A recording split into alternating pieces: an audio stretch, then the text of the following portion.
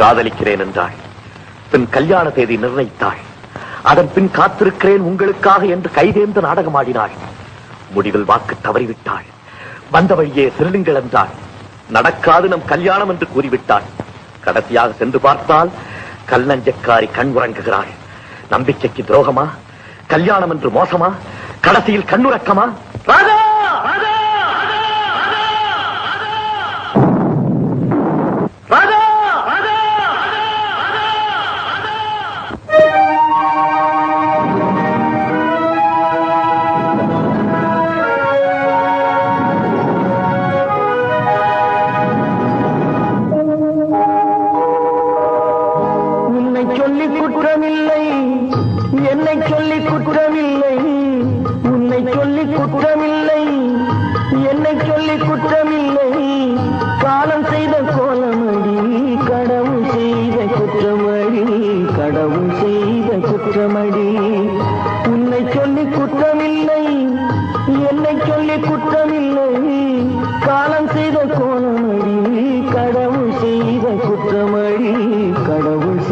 குற்றமடி